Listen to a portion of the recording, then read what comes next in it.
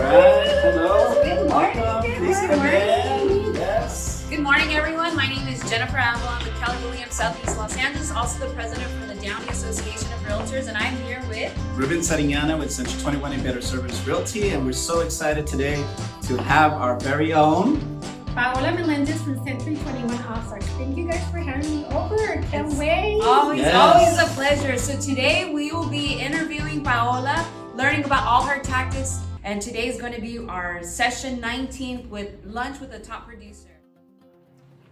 All right. Good morning, everyone, and happy Thursday. My name is Jennifer Avalon with Keller Williams, Southeast Los Angeles, and I'm also your current president for the Downy Association of Realtors. And I have two amazing people right in front of me. I'm first going to introduce you to Ruben, or go ahead and introduce yourself. Okay, my name is Ruben Sariñana with Century 21 A Better Service, and I'm excited to be here with both fine ladies and looking forward to today's interview. Yes. Hi, everyone. My name is Paola Melendez from Century 21 All-Stars. And I've been a realtor, I think, over 15, 20 years. So thank you guys for having me over. Of course, yes. That's awesome. I'm excited. Awesome. So it's truly an honor. Thank you all for tuning in today. And also thank you for joining us today. It's truly an honor to be able to interview you and learning all your secrets and tips on what it takes to be a top producer. So today is our session 19, everyone, for the Downy Association of Realtors Lunch with a Top Producer. Yes, it is session 19. So again, thank you all for watching the previous 18 sessions. So let's get started. You ready? Yes, I'm ready, guys. I'm excited, a little nervous, but ready to go. Good. So why don't you start off with the first question? Well, Paula, tell us a little bit in regards to your business. I know that you said that you're between 15 to 20 years, right? Yes. What would you say is that you primarily work with in regards to your business? You work a lot with buyers, you work a lot with sellers, you do a combination of both? Mhm. Well, yes, mostly I work with buyers, and I feel like I'm very comfortable and confident with buyers because I started real estate in 1998, and my first job was a loan processor. Okay. So, I was a loan officer as well, so which means I know a lot about home loans, which Yes. means it makes me easier to qualify for my clients and Nice. get them a home. So I feel like I do work better with buyers. I do work with sellers as well, but buyers are Your strength. my strength. So if you were to put a percentage on the buyers versus sellers, what would you say your percentage would Probably 80% buyers and 20%. I want to get more sellers, be? but Yes. So if you're out there buyers, listening, yes, give me a sellers are call. welcome. Yes. Yes. And Yeah. also, if you're looking to buy a home, we have someone who specializes in working Absolutely. with buyers For as you guys, well. definitely. So I'm sure the audience is curious to find a little bit more about you. Tell us about your background. I know that you started Mhm. off as a loan processor, but where did you grow up? Yes.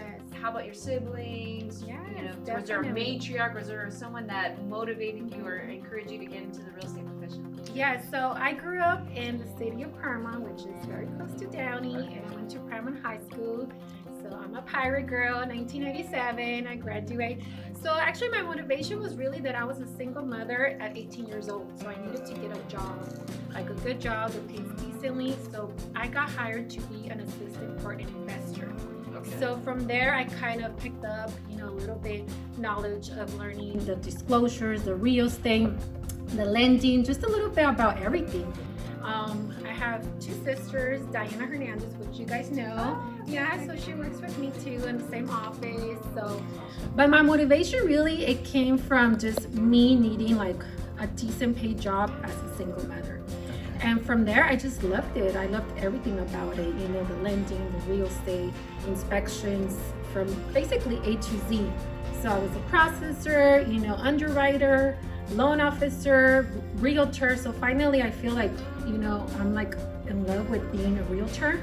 I think it's time for you to consider selling Right. because they trust you. Not selling you about finding a larger home, right? Yeah, larger home, yeah, moving, Phrase it that way. And some of them is not the home itself as much as it is the area. Right. And some of them you sold areas that not the greatest, Yeah. and it's time for you to relocate, Right. upgrade area and stuff like that. And so when you start having that type of conversations, that's where you See, begin. that's an excellent tip. You know? I should call. That's Yeah. true what you're saying. Yeah, and be purposeful in talking to them, and let them know that You know what? That's You know- never been my strength. I like for listings. I've always been like not that great. yeah, and it's part of it is como todo, you know, like you start to practice it, que- like everything you start practicing will get stronger. Right. So initially, you know, you don't have the systems in place, you don't have anything because it's a fog. Because you think about your buyer side of things, you're like, okay, I got this, and I know what I'm doing, and I know how to do it.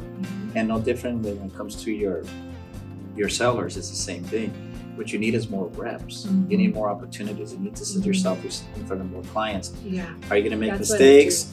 You're not gonna get the listing? Yes, but you're gonna get better and better. You sharpen the axe as much as possible, and then eventually your conversion rate will begin to increase because you start to really pay attention to your listing appointments.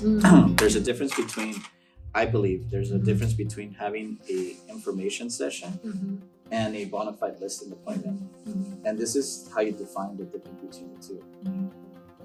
And this is my opinion.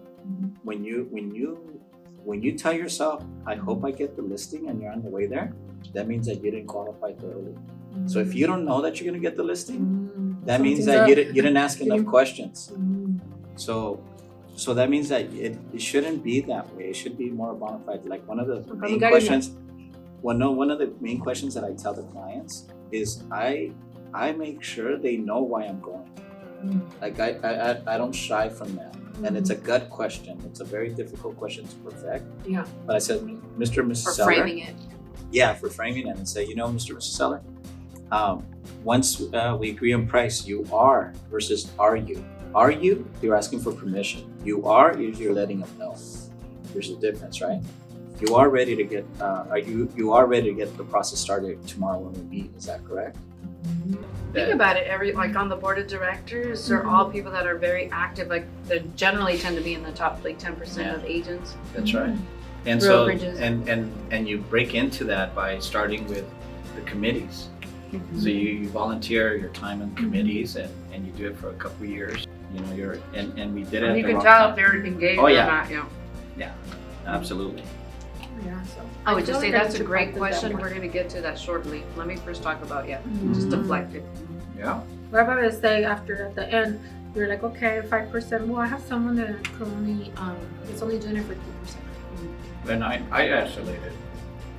Well, I start off by saying, like when we finally get to the conversation about commission, I say I charge 3%. What do you want to charge, or what do you want to offer the other agent? That's the way I present it. Like that, they don't feel like it's all Because yours, it's that huh? big number, right? and they feel like you're keeping it. And I'm like, Yeah. no, this is because when you agents. give them a number, they're thinking like that you're getting that you're right? getting all that. Yeah. So I say I charge 3%. So then they're like, oh, 3% is a small number, right? And what do you want to offer the other agent? There you go. Yep. Okay. Got that, everyone? Don't be copying me now. So I have this buyer pre-approved showing a property in La Mirada. He is a sheriff. So, okay, I'm like scared, fear of cats. Oh my Okay. No way. That's a fun fact. There you Yeah, go. that's So, a fun fact. I can be near cats. I literally like get so scared. I froze. Like I can't. Like even any walk. color, Yes. or it just doesn't Any matter? color, it doesn't matter. Cat. Really? Okay. So anyhow, so here I'm showing this. She's not laughing already. I'm showing this property, right, like a professional and everything, sheriff guy, you know, big guy, strong guy. I'm showing I open the door, and there's a cat. So obviously I run out and I tell her, I'm so sorry. It's so embarrassing, but there's a cat in the front door when I walked in, and I can't show you the house. Greeting you. And I I can't show you. the I can't show you the house. I couldn't. Oh my So he starts laughing, and I go, can you go see the house? He goes, I'm scared of cats too. I'm not lying to you. I'm like, what? He goes, Oh go, my but gosh. let's go together. Like, you know, I'm like, we'll no, do it I So you're can't. like- So embarrassing. They're both screaming. Yeah. So we didn't see the house. I had to schedule a second appointment and tell the owner to please put the cat away. Oh Go my see it. gosh. That is Interesting hilarious. fact. That's A sheriff, big guy, scared of cats too. Is there anything else that you feel that you can, share and say, okay, look, guys, do this, and I promise you, if you stay on it, it's gonna happen. Yeah. Well, it's discipline. You have to have a schedule. You have to stick to your schedule. You have to follow up. Like once again, we talk about database, but it's really just being consistent, disciplined, and follow that schedule. Don't let any distractions. You have to do it and watch. You follow that, your whatever you have, everything you're gonna do, your plan. Within months, you're gonna start seeing, people calling you, people coming. So you just have to follow through. Discipline your time, stick to it. Yeah, That's awesome. And as Paula said, be patient. It doesn't happen overnight. Yes, You're not going takes to time. get that skill set overnight. So just be consistent and do your skills, practice on your skill set, doing it consistently and frequently. So great job. Exactly. Especially in a shifting market, everybody. Now is the time to really hone in on the education and the training. Exactly. So when you talk about your videos, we mentioned that it's a lot of content that has a lot of information, right? And do you think that that's going to stay true moving forward? Like, do you believe that being relevant to the changing times, that informing the public is going to be important?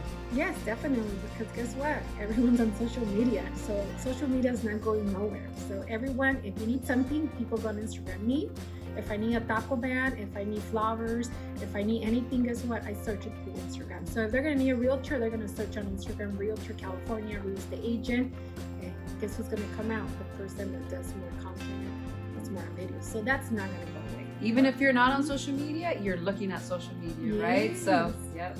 Now that's maybe something that they should do then, Yeah. right? Yeah. I mean, that's a good point. Yeah, it's If true. you- if you Whether see you're on yourself- it or not, if- you're still looking at it. Yeah. So. Yeah. If you see yourself on it so often, imagine all the other people around. Exactly. Yeah. So, Well, that's good. Well, the last question I have for you. Okay. So now that you're moving forward, you're actually working on seeing you're doing your balance and everything. What do you do for fun? April 2020, I purchased a house in Lake Arrowhead. Oh, So Congratulations. that was my dream. I would go to Lake Arrowhead the last 15 years, spend thousands of dollars on a cabin, on a house, Right. and I always wanted to buy a house up there. So I purchased it when the market was right in Lake Arrowhead, and that's my distress. I'm actually leaving tonight to Lake Arrowhead, and I actually work Ooh. from over there, and I've sold a couple houses over there too. Nice. Is that Me too. right? Yes, Oh yes, my it's gosh. beautiful. So right now, that's my go-to, Lake Arrowhead. So every other weekend, I take off, go 2 days. I still again Yes. take my That's laptop, awesome. and I just come and I feel like, oh, That's Relax. nice. Relax, Yes. ready to hit it Awesome. again. Congratulations. thank you. I'm gonna ask one last question. Yes. So I know that we talked about database, the importance of having a database. That's your sphere of influence, the group that you initially sold your first properties to. So we know the importance of touching the databases. Do you touch your database systematically? How often do you do it? I know some agents have client appreciation events. Some people have it in their calendar to call everyone in their database once a quarter. What do you Yes. do? And how often? I try to do it 4 times a year, but I've been wanting to do a client appreciation party. So I've been remodeling my house and I want for like a year. Okay. Once it's done, because all my clients have been so awesome, supporting, they always cheer me. I love that color. I love the time you chose. I'm gonna have a huge party. I'm gonna invite them, and I'm gonna invite you guys too. Yay! For sure. There it is. And I'll put it on social Okay. media. Yes. Thankful to everyone that followed through my remodeling journey. It's been a year. It's crazy, but actually, that client appreciation parties, I'm seeing them a lot. And I've been Okay. wanting to do one. We So I was like, do. when my house is done, I'm gonna have all my clients come in. That's That's awesome. nice. That would be That's nice. nice. Oh, that's But we're looking forward to it. Yes, I'm that'd sure be you guys awesome. will. Yes. Yeah. Thank you. Well, no, actually, I think it was Think great. we're But great, if they want to look you up and follow you, Yeah. what are your handles? What is it that your social media outlets out there? Yes, so follow me on Instagram, Realtor Paola Melendez. I'm your girl for all your real estate. Thank you guys for watching. Thank you guys for having me. Yes. It Thank was you so lovely much. meeting you guys. Yes, and thank you everyone for tuning in. This is again session 19 with Lunch with the Top 19. Producer. Yeah, we did. Good job. Yes. Hey, Good boom, boom, boom. job. High Awesome. five. Thank you guys. Yes. So we're looking forward for you guys having some amazing takeaways from this session. We truly enjoyed having We appreciate sharing you. your tidbits of information, what led you to be a top producing agent. And we look forward to seeing you on our future lunches with top producers. Yay! Yes. Bye, we everyone. Hey did it. guys, we did it. Thank you to the Downy Association of Realtors for hosting us.